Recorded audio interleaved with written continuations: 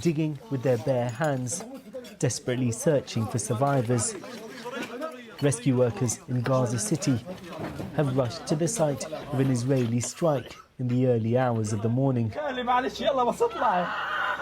They can hear a scream from below the rubble. "Come on, Jannah," they call out to the girl who's trapped. "Come on." All too often, there's nothing they can do but retrieve what's been left of a body. Israel's attacks haven't been as intense as yesterday's huge wave of airstrikes. But in a single day, around 24 Palestinians have been killed. Israel says it's targeting Hamas members, but civilians are also being killed. Here, a young boy's body caked in dust. Gaza's battered hospitals are now thrust once again into the chaos of conflict after nearly 2 months of ceasefire. Parents carry children in their arms, searching for a free hospital bed. Suddenly a missile fell on us, this man says. The whole residential block was already on the verge of collapse. It's all destruction and they're all martyrs. Also killed today, a foreign UN employee. 5 others were injured. The UN has said explosive ordnance was fired at the building they were working in. The Israeli army has claimed it was not responsible.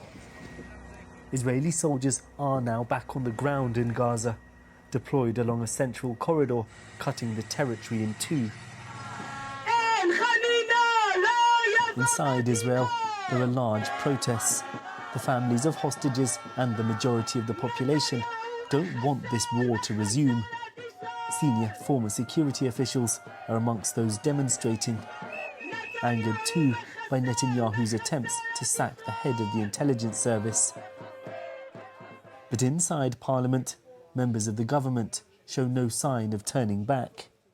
Most of the hostage families are against resuming the war. Most of the Israeli public is against resuming the war. Why is your government doing it?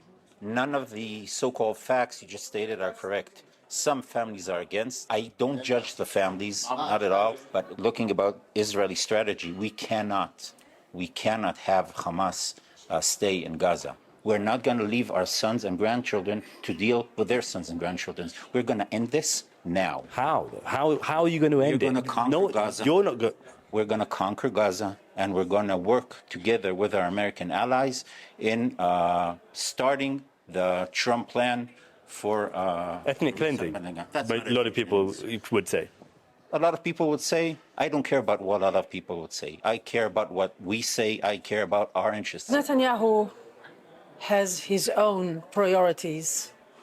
It looks as if the hostages are not the top of his priorities. And this is why things are not being done the way the majority of Israelis would have wanted it to be done. It has been proven that only military pressure brings a good deal. A year and a half of very intense war with a lot of civilian casualties in Gaza shows that it's not possible to militarily alone defeat Hamas. A year and a half under the Biden administration that forced us to fight Hamas with one hand, but to feed them with the other. So I can tell you that now the war is going to be handled in a totally different way with the Trump administration, with the backing of America. Trump himself said numerous times that all hell should break on Gaza if they're not bringing back all hostages. What does unleashing hell look like? I mean, you've already seen under, as you say, the Biden administration, daily death tolls of around 300-400 people a day. You will see exactly what it means.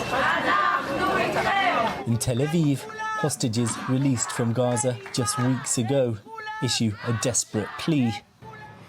This war must end, and all hostages must be returned to their families. When Israel first went to war with Hamas, the country was united behind the campaign, no matter how bloody it was. Now it's deeply divided.